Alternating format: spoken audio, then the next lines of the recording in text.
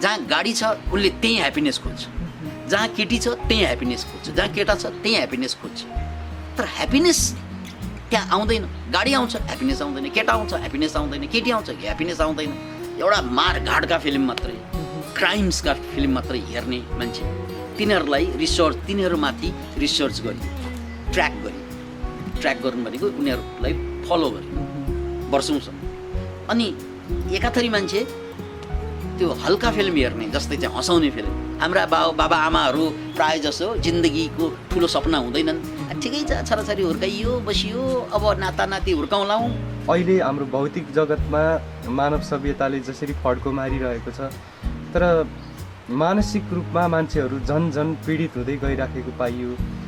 यसको कारण के होला, अर्थात् यसबाट चाहिँ कसरी बाहिर आउन सकिन्छ? यसको कारण यहाँले नै भनिसक्नुभयो कि भौतिक जगतमा मान्छेले फड्को मार्दै गइरहेको छ र मानसिक समस्या कम भइरहेको छैन। यो भौतिक जगतले फड्को मार्नु नै मानसिक समस्या आउनुको कारण। किनभने पहिलाका मान्छेहरूको सारा ध्यान के हुन्छ, घाँस बाँस कपासलाई कसरी व्यवस्था गर्नु। उनीहरूलाई बिहानदेखि बेलुकासम्म घाँस बाँस कपासको लागि चिन्तन गर्ने फुर्सद हुँदैन, काममा लाग्नुपर्छ। विचार गर्ने फुर्सद हुँदैन, काममा लाग्नुपर्छ। त्यसकारण धेरै काममा केन्द्रित भएपछि, कर्ममा केन्द्रित भएपछि मन बरालिँदैन। किनकि शरीर र मनको स्वभाव के हुन्छ भने, मन शान्त रह्यो भने शरीर धेरै चलाउन सकिन्छ, शरीर धेरै चल्यो भने मन शान्त रहन्छ। यसलाई मिलाउनुहोस् है। शरीर र मनको स्वभाव कस्तो हुन्छ भने, शरीरलाई धेरै क्रियाशील बनायौँ भने, हामीले पर्याप्त क्रियाशील बनायौँ भने, अनि मन चाहिँ बिस्तारै शान्त हुँदै जाँदो रहेछ। अनि शरीरलाई क्रियाशील बनाइदिएनौँ हामीले भने मन क्रियाशील हुँदो रहेछ। अहिलेको जमानामा हाम्रो प्राय मान्छेहरूको काम के भयो त भन्नाले शरीरलाई स्थिर राख्ने र मनलाई चलाइदिने भयो। किनकि अब घाँस बाँस कपासको लागि मान्छे सङ्घर्ष गरिरहेको छैन संसारमा। धेरै मान्छेहरू अब सङ्घर्ष ह्याप्पिनेसको लागि गरिरहेको छ। जस्तै सहरका बासिन्दाहरूले घाँस बाँस कपासको लागि केही पनि सोच्दैन, किनकि त्यो सोच्नु पर्दैन। अब उनीहरूले त के गर्दा खुसी हुन्छ, मोटरसाइकल किन्दा हुन्छ कि, गाडी किन्दा हुन्छ कि, नयाँ घर पो बनाउँदा हुन्छ कि, काठमाडौँमा एक टुक्रा अथवा पोखरामा एउटा जमिन भइदिए पो हुन्छ कि, यसरी ह्याप्पिनेस खोज्छन्। अहिले बेसिक निड त पुरा भइसक्यो र यो ह्याप्पिनेस जति जति मान्छेले खोज्दै जान्छ त्यति मान्छे अनह्याप्पी हुँदै जान्छ। किन भन्नाले ह्याप्पिनेसको स्रोत भनेको संसार होइन, सम्पत्ति होइन, पद होइन, प्रतिष्ठा होइन, सम्मान होइन। अनि मान्छेले खोज्ने भनेकै ह्याप्पिनेस, त्यो धन त बाहिरै खोज्ने हो, पद पनि बाहिरै खोज्ने हो, प्रतिष्ठा पनि अरूबाट खोज्ने हो। तर आनन्द खुसी भनेको बाहिर खोज्ने चिज होइन, किनकि त्यसको स्रोत केमिस्ट्री हो, केमिकल हो। त्यो केमिकल आफै भित्र छ। त्यसकारण मान्छे खोजिरहेको ह्याप्पिनेस खोज्दा ठिकै हो, तर खोज्ने मान्छेको अहिलेको जमानामा डिरेक्सन के भयो, संसार भयो। जहाँ गाडी छ उसले त्यही ह्याप्पिनेस खोज्छ, जहाँ केटी छ त्यही ह्याप्पिनेस खोज्छ, जहाँ केटा छ त्यही ह्याप्पिनेस खोज्छ। तर ह्याप्पिनेस त्यहाँ आउँदैन। गाडी आउँछ ह्याप्पिनेस आउँदैन, केटा आउँछ ह्याप्पिनेस आउँदैन, केटी आउँछ ह्याप्पिनेस आउँदैन। त्यो त बिहे भएपछि छर्लङ्गै हुन्छ।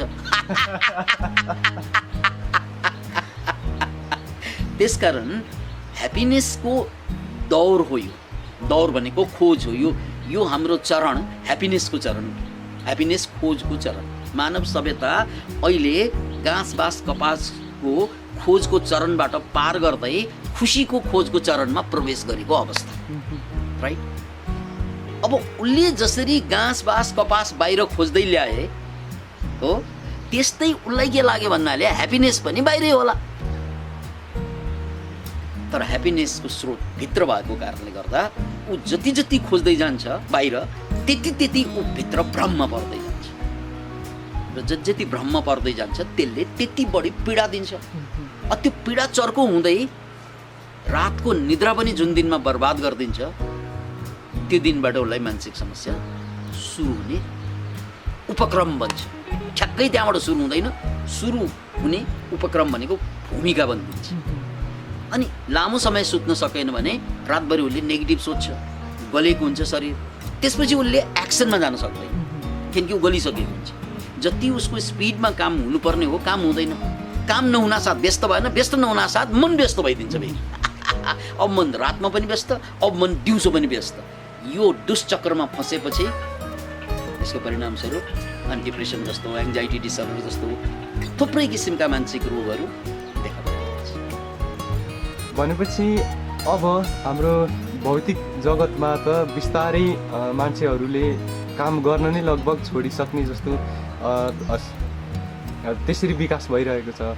अब बिस्तारै रोबोटको युग आउँदैछ, अब कामहरू सबै रोबोटले गर्ने हुन्छ, त्यो भएपछि त मान्छेसँग फुर्सद हुने भयो। भनेपछि अब उनीहरूले हाम्रो बाहिरको भौतिक जीवनलाई र आध्यात्मिक जीवनलाई, आफ्नो भित्रको यात्रा, अन्तर्मनको यात्रा र बाहिरको यात्रालाई सन्तुलित गर्न सकेनन् भने त झनै मानसिक रोगीहरू बढ्दै जाने भयो। डेफिनेटली। त्यसकारण यही कुरालाई मध्यनजर राखेर WHO ले घोषणा गरिसकेकै छ कि सन् 2030 सम्ममा मानसिक रोग संसारको नम्बर 1 मा आउँदैछ। त्यो त WHO ले घोषणा गरिसकेको कुरा, राइट? किनभने तपाईँले अघि जुन उद्गार पोख्नु भयो नि, कुरो त्यही हो कि अब युग चाहिँ AI मा जाँदैछ, आर्टिफिसियल इन्टेलिजेन्समा। अनि गभर्मेन्टले पनि सबै ठाउँको काम रोबोटलाई नै दिन्छ, रोबोटलाई। अनि मान्छेलाई बेसिक इन्कम भनेर, युनिभर्सल बेसिक इन्कम भनेर उसलाई भत्ता दिएर बचाउँछ, राइट? भनेपछि मान्छेसँग त अबको दौरमा, अबको चरणमा मान्छेसँग फुर्सद बाहेक केही पनि नहुने भयो। अबको 2030 पछि या 40 पछि या 50 पछि भनौँ न, हामी सन्निकट त्यो युगमा छौँ जहाँ शारीरिक काम अनिवार्य चाहिँ हुँदैन। भनेपछि त्यो युगमा दुई किसिमका मान्छे देखिने भयो। प्रष्टै रूपमा एकातिर एकदमै अँध्यारो भयो भने अर्कोतिर एकदमै उज्यालो भइदिन्छ। जस्तै यता अँध्यारो छिपिँदै जाँदा उता उज्यालो छिपिँदै जान्छ पश्चिममा, पश्चिममा फेरि उज्यालो छिपिँदै गयो भने यहाँ अँध्यारो छिपिँदै जान्छ, राइट? यो ब्यालेन्स यस्तै हुन्छ, प्रकृतिको ब्यालेन्स। त्यसलाई इन एन्ड याङ भनेर पनि हामीले बुझ्न सक्छौँ। त्यसकारण एक जमात मान्छे फुर्सद भएको कारणले गर्दा ऊ इन्लाइटेन्ड हुनको लागि, ऊ अहिलेभन्दा बढी स्वस्थ हुनको लागि, अहिलेभन्दा बढी शान्त हुनको लागि, यानि जीवनको रहस्य खोज्नको लागि अहिले त धेरै मान्छेसँग फुर्सद छैन। रुचि भएर पनि बाध्यताको, खान पेटको सवालको कारणले, पापी पेटका सवाल है भन्दै हो उनले जिन्दगीलाई बर्बाद पारिदिन्छ। किन भन्नाले भोजनमा मात्रै ध्यान जाने मान्छेहरू, समय त्यहाँ लगाउने मान्छेहरूले त मुक्ति खोज्दैनन्, जीवनको रहस्य खोज्दैनन्। जीवन के हो भन्दा पनि यसलाई के बनाउन सकिन्छ भन्ने पनि त कुरा हो। जीवन बाहिरबाट हेर्दा त शरीर हो, अलि भित्र गयो भने मन हुन्छ, त्योभन्दा भित्र गयो भने बुद्धि हुन्छ, त्योभन्दा भित्र गयो भने प्रकृति हुन्छ, त्योभन्दा भित्र गयो भने चेतना हुन्छ, है? यस्ता धेरै चरणहरूको यात्रा, जसलाई अन्तरयात्रा भनिन्छ, त्यहाँ अन्तरयात्रा गर्ने बाटो त अहिले त अवरुद्ध छ धेरै मान्छेहरूको, राइट? तर बिस्तारै त्यो युग आउँदा जहाँ रोबोटले काम गर्छ, त्यो त सबैलाई अवसर भयो अन्तरयात्रा गर्ने। अब जो अन्तरयात्रा पनि गर्दैनन् र बहिर्यात्रा पनि गर्दैनन्, बहिर्यात्रा गर्नै परेन, रोबोटले गरिदियो, राइट? अन्तरयात्रा उनीहरूले गरेन भने त्यो जमात, एउटा विशाल जमात मेन्टल प्रब्लममा टुङ्गिनेछ। विशाल जमात भनेको अरबौँको सङ्ख्यामा मान्छे मेन्टल, अनि अरबौँको सङ्ख्यामा मान्छे मेन्टल प्रब्लम एकातिर देखिनेछ भने अरबौँको सङ्ख्यामा फेरि इन्लाइटेन बिइङ्स पनि आउने द्वार खुल्दै जान्छ। किनकि अब त अवसर छ, राइट? यो पानीले या हावाले या कुनै पनि प्रकृतिका घटनाले मान्छेलाई कि उचाल्छ कि पछार्छ। जस्तै पानीमा डुबेर पनि मान्छे मर्छ, त्यही पानीको करेन्ट निकालेर फेरि जीवन सजिलो पनि पार्छ मान्छेले। त्यही पानी हो, एउटा प्रयोगमा ऊ मर्छ डुबेर, अर्को प्रयोगमा प्रयोग गर्न नजानेर डुबेर मर्छ, प्रयोग गर्न जाने भने बिजुली निकालेर त्यसबाट उनले सहज जीवनलाई बनाउन सक्छ, होइन त? त्यसकारण यो युगको यस्तो युग आउँदैछ। यो युगमा पनि एक जमात मान्छे इन्लाइटेन हुने मान्छेहरूको डर, दर बढ्दै जान्छ, दर दर डर होइन है, त्यो स्पिडमा बढ्दै जान्छ र बर्बाद हुने मान्छेहरूको स्पिड पनि त्यही हिसाबले बढ्दै जान्छ। अनि अब प्रश्न उठ्छ त्यसो भए त्यसमा एक्जाममा मान्छे सिद्धिनु नै पर्ने हो? त्यसैलाई कर्मवाद भनिन्छ अध्यात्म। उनले पूर्व जन्ममा या यही जन्मको सुरुवातमा गरेका जुन विचार, उनका जुन भावना, उनका जुन उनले हेरेका फिल्म, उनले सुनेको समाचार, उनले गरेको सङ्गत, त्यो जम्मै गलत पर्यो भने यो मान्छेको परिणाम त्यही हो। उनीहरूलाई जोगाउन सक्दैन, किनकि उनीहरूले गल्ती कतै गरिसक्यो। खाल्डो आफैले खनिसकेपछि ठुलो भएपछि त त्यसमा खस्ने सम्भावना त बढी हुन्छ। खाल्डो जति गहिरो खनिन्छ नि त्यहाँबाट बाहिर निस्कने सम्भावना त्यति नै कम हुँदै जान्छ। त्यसकारण मान्छेले त पूर्व जन्मदेखि खाल्डो खन्दै आएको, यो जन्ममा पनि खाल्डो कसरी खन्छ भन्ने रिसर्च आधारमा कुरा गर्नुपर्छ मैले, किनकि पूर्व जन्मका कुरा भनेको धेरै मान्छेको लागि केवल विश्वास हो। कसैले यसलाई मान्दैन, कसैले मान्छ, तर विज्ञानलाई त त्यसो भन्न मिल्दैन। विज्ञानको सबभन्दा बढी प्रयोग हुने अमेरिका जस्तो देश, अमेरिकामा एउटा प्रयोग के भएको थियो भने फिल्म हेर्ने मान्छेहरू छन् नि, कस्ता खालका फिल्म हेर्छन्, एउटा मारघाटका फिल्म मात्रै, क्राइम्सका फिल्म मात्रै हेर्ने मान्छे, तिनीहरूलाई तिनीहरूमाथि रिसर्च गरियो, ट्र्याक गर्नु भनेको उनीहरूलाई फलो गर्यो वर्षौँसम्म। अनि एकाथरी मान्छे त्यो हल्का फिल्म हेर्ने, जस्तै चाहिँ हँसाउने फिल्म, लाफ्टर च्यालेन्जहरू हेर्ने, लाफ्टर मुभीहरू हेर्ने, यस्ता हल्का हल्का जसले मनलाई चाहिँ एकदमै खुसी बनाइराख्ने खालको त्यस्ता फिल्म हेर्ने एक जमात। त्यो दुई जमातलाई पछ्याउँदा पछि के रिसर्चको परिणाम निस्क्यो त भने जसले क्राइमका मुभीहरू हेरे त्यसरी हेर्दै हुर्के ती केटाहरू पछि गएर संसारप्रति साह्रै साह्रै साह्रै शङ्काको दृष्टिले हेर्नु, उनलाई कुनै कुरामा भरोसै नहुने। कुन बेला के हुन्छ, जस्तै उनले फिल्म त्यही हेरेको, कुन बेला मलाई गोली हानेर मारिदिन्छ, कुन बेला मेरो श्रीमतीले मलाई धोका दिइदिन्छ, कुन बेला मेरो श्रीमानले अर्को ल्याउँछ, अथवा चाहिँ छोराछोरी कुन बेला बिग्रिन्छ, फिल्ममा त त्यही हेरेर आएको हुन्छ उसले। अनि त्यो कुराबाट ऊ जिन्दगीभर सञ्चालित हुन्छ। त्यसकारण ऊ संसारमा खुसी हुँदैन। किन हुँदैन त भन्नाले उनले सुरुमा आफूलाई दिएका इन्फर्मेसन्सहरू फिल्मको माध्यमबाट त्यस्तै पर्यो।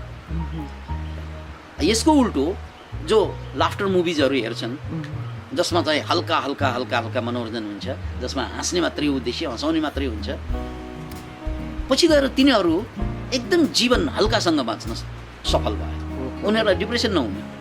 किन त भन्नाले उनीहरूले त्यस्तो इन्फर्मेसन घुसाएन जुन इन्फर्मेसनले अर्को मोमेन्टमा के हुन्छ थाहा नै हुँदैन। किनकि क्राइम मुभीमा त त्यही हुन्छ, श्रीमतीसँग एकदम प्रेम भएको घटना भोलिपल्ट गएर डिभोर्स भइरहेको हुन्छ अथवा हत्या गरिरहेको हुन्छ। छोराछोरीको बिचमा एउटा गजबको प्यार देखाउँदा देखाउँदै अर्को पोइन्टमा चाहिँ हत्या भइरहेको हुन्छ।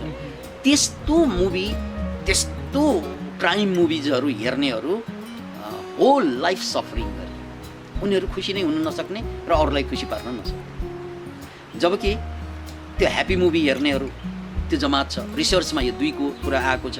अब त्यस्तै आध्यात्मिक मुभी हेर्ने मान्छे होलान् हो। अहिले त मुभी भन्दा पनि पछाडि नेटमा सर्च गर्ने, कस्ता खालका हामी कुरा सर्च गर्छौँ सानो बेलामा, त्यसले जिन्दगीभर प्रभाव पार्ने हुन्छ, जिन्दगीभर।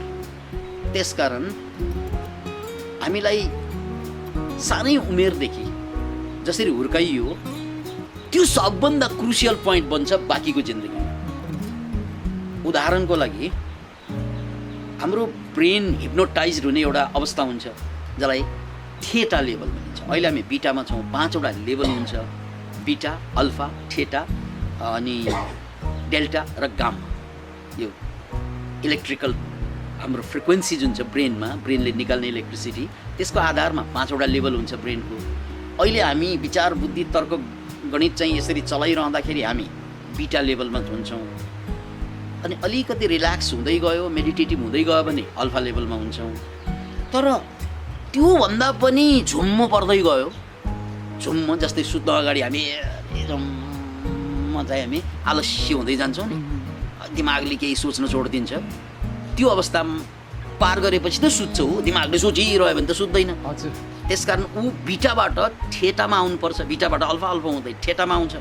ठेटामा आइसकेपछि अनि चाहिँ दिन्छ, निदाउँदाखेरि ऊ डेल्टामा पुग्छ, राइट। अब मेडिटेसन भनेको डेल्टामा पुग्नु होइन, गाम्मामा आउनु फेरि, राइट। त्यो अर्कै पार्ट भयो। यसरी मान्छे निदाइदिँदा जुन निदाउनु अगाडि ठेटा भन्ने लेभल पार गर्नुपर्छ, यो हिप्नोटिक स्टेट हो, राइट। बच्चाहरूको हकमा 7 वर्षसम्म बच्चाहरू लगभग यही स्टेटमा गर्छ, ठेटा स्टेट। यो 7 वर्षभित्र उसले जे कुरा उसलाई सिकाइयो ऊ जिन्दगीभर त्यसले प्रभावित गर्छ।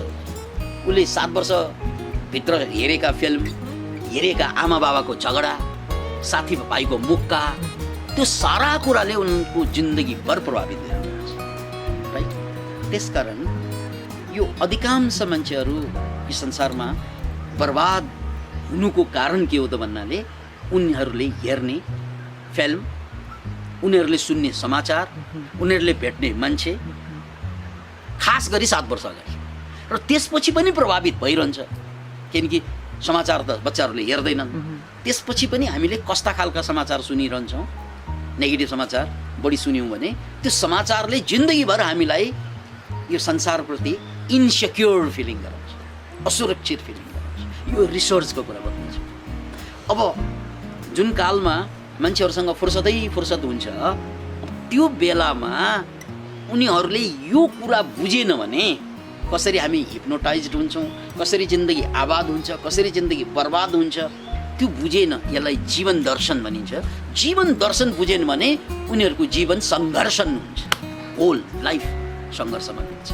र जसले जीवन दर्शन बुझ्छ उनको लागि फेरि जीवनभर उत्सव बनिन्छ, जीवन महोत्सव बनिन्छ। अबको यो ब्ल्याक एन्ड व्हाइटै हुन्छ। यो इन्लाइटेन बिइङ्सहरू अथवा इन्लाइटेन हुन बाटोमा लागेकाहरू, यो खत्तमहरू, यो पागलहरू, यो डिप्रेस्डहरू, यो पीडितहरू, यो खत्तमहरू अहिले त त्यस्तो छुट्टिँदैन। अहिले के छ भने एकदमै मेन्टली प्रब्लम भएका पनि एउटा वर्ग छ, अनि क्लियर भएका मान्छेहरूको पनि एउटा वर्ग छ। त्यसको बिचमा ठुलो जमात चाहिँ सामान्य मान्छे, हाम्रा बाबा आमाहरू प्रायः जसो जिन्दगीको ठुलो सपना हुँदैनन्। ठिकै छ, छोराछोरी हुर्काइयो बसियो, अब नाता नाति हुर्काउँलाउँ, त्यसको जीवनमा कुनै उद्देश्य हुँदैन। उनीहरू डिप्रेस पनि भएको हुँदैन, उनीहरू फेरि इन्लाइटेन पनि भएको हुँदैन। एउटा ठुलो बफरिङ जोन भनिन्छ यसलाई। ठुलो जनसङ्ख्या भनेको मतलब 50% भन्दा बढी मान्छे त सामान्य मान्छे हुन्। उनीहरू डिप्रेस पनि होइनन्, उनीहरू फेरि चाहिँ इन्लाइटेन पनि होइनन्, उनीहरू फेरि जागरुक पनि होइनन्। यो दुईको बिचमा ठुलो वर्ग छ अहिलेको हकमा। तर पछि के हुन्छ त भन्नाले यो बिचको जुन वर्ग छ नि अहिले त्यो घट्छ। यो बिचको वर्ग बिचको किन भएको, खानलाई चाहिँ कमाउनु परेको कारणले हो, ऊ त बाध्य छ। अब जब चाहिँ यो एआईको युग आउँछ त्यो बेला यो बाध्यता समाप्त भएपछि यो वर्गले के गर्छ? अब ठुलो वर्गले कि साधना गर्छ, जीवन दर्शन बुझ्छ र इन्लाइटेन हुँदै जान्छ, कि यो वर्ग केही पनि बुझ्दैन, मोज मस्तीमा लाग्दै सुरुमा मोज, पछि चाहिँ जिन्दगी बर्बाद भस्म हुन्छ। सुरुमा चाहिँ मस्ती, पछि शास्ति हुँदै जान्छ र त्यो वर्ग बढ्छ। किनकि ऊ पनि बर्बाद हुनलाई फुर्सद हुन्छ, उसलाई आबाद हुनलाई फुर्सद हुन्छ। अब फुर्सद तपाईँको आबादीको लागि निकाल्ने कि बर्बादीको लागि निकाल्ने भन्ने कुरा तपाईँलाई 7 वर्षको उमेरसम्म के सिकाइयो त्यसले सबभन्दा बढी प्रभाव पार्छ। अब आध्यात्मिक रूपमा पूर्वजन्मको पनि संस्कार रहन्छ त्यहाँ। त्यता नगए पनि 7 वर्षभित्र म कसरी हुर्किएँ त्यो अनुसार मेरो होल लाइफलाई कसरी डिल गर्ने त्यसमा निर्भर हुन्छ। जस्तै काठमाडौँमा हामी जन्मे हुर्क्यौँ होइन, कतिपय मान्छेहरू काठमाडौँमा फुर्सदै फुर्सद छ। किन भन्नाले डाङ्ग घर छ, आफ्नो पुर्ख्यौली घर छ, खास गरी नेवारहरू जो पुस्तौँ पुस्तदेखि युगौँ युगदेखि त्यहाँ छन्, राइट। अब घरको भाडा खाएर केही नगरिकन बसेका छन्।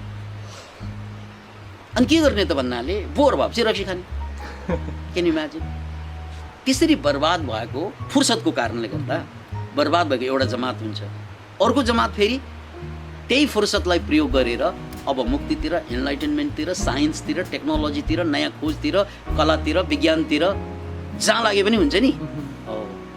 कला, साहित्य, विज्ञानतिर लाग्ने पनि बाटो खुलेको छ एक जमातलाई यो फुर्सदको कारणले।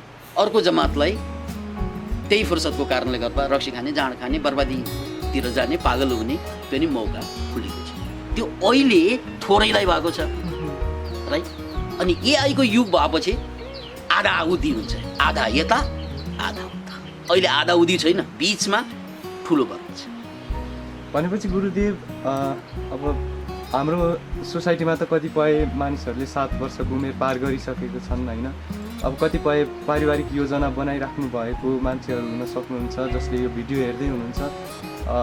उहाँहरूले आफ्नो सन्तानलाई बेलैमा सही कुरा सिकाएर सही तरिकाबाट हुर्काउन सक्नुहुन्छ। तर अब यो 7 वर्ष उमेर पार गरिसकेका मानिसहरूले अब आफूलाई भविष्यमा चाहिँ यस्ता मानसिक समस्याहरू नआओस् भन्नको लागि के गर्न सक्छन्? जीवन दर्शन बुझ्ने, सत्सङ्ग गर्ने।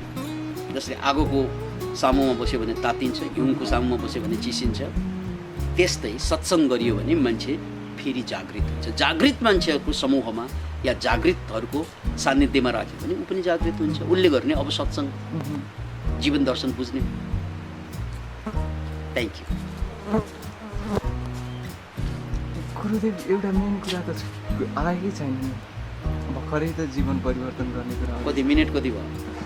21 भयो। कति मिनट? त्यो कुरा राख्छु है त अब। ठिक छ, यो तपाईँलाई बोनस। भनेपछि 7 वर्ष उमेर पार गरिसकेका मान्छेहरूले अब जीवनलाई परिवर्तन गर्ने, नयाँ तरिकाले जीवन जिउने भन्ने कुरा आयो।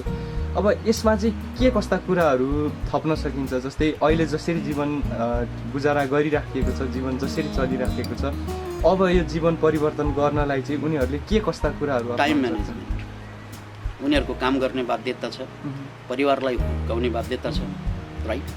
यो बाध्यताको बिचबाट अन्तर्यात्रा निकाल्ने भनेको टाइम म्यानेजमेन्ट हो। त्यसकारण कमसेकम बिहानको समय 4 बजेदेखि 5 बजे उठिहाल्नु, अनि 1 देखि 2 घन्टा आफ्नो लागि समय दिनु, स्वास्थ्यको लागि, शान्तिको लागि, आनन्दको लागि। त्यसमा के गर्न सकिन्छ? योग गर्न सकिन्छ, ध्यान गर्न सकिन्छ, प्राणायाम गर्न सकिन्छ, प्रवचन सुन्न सकिन्छ, किताब पढ्न सकिन्छ। त्यसमा त धेरै कुरा गर्न सकिन्छ। यो बिहानको समय टाइम म्यानेजमेन्ट गर्ने हो भने बिस्तारै उनीहरू पनि जागृत हुँदै जान्छ। अनि यसमा खानपान, आहार विहारको कुराहरू आउँछन्, विचार विहार र आहार विहार विचार, यस्ता कुराहरूलाई कसरी? यस्ता कुरा सत्सङ्गले बताउने। एउटा छोटो भिडियोले बताउँदैन, सत्सङ्गले बताउँछ। भनेपछि यस्ता कुराहरू थाहा पाउनलाई हजुरसँग आउनु पर्यो, अर्थात् शिविरमा सहभागी हुनु पर्यो। यति मात्र होइन, यो संसारमा थुप्रै गुरुहरू छन्, तर ती अनुभवी गुरु जो साह्रै अनुभवबाट खारिएका छन्, उनीहरूबाट यी कुरा सिक्ने जो कोही होस्। गुरुदेव, कतिपय मान्छेहरूलाई थाहा नै छैन कि हजुर अहिले कहाँ हुनुहुन्छ, के गरिरहनु भएको छ। उहाँहरूलाई अझै पनि हजुर काठमाडौँमा हुनुहुन्छ, सामाखुसी मनोक्रान्ति सेन्टरमा हुनुहुन्छ भन्ने लाग्छ। उहाँहरूलाई अहिले पोखरा छौँ भन्नुपर्छ। हजुर। अनि यहाँको बारेमा अहिले हजुरले जसरी आश्रम बनाएर अघि बढिरहनु भएको छ, यसको बारेमा केही कुराहरू बताइदिनु भयो? यो त समय थपेर पनि बताउनु पर्ने कुरा।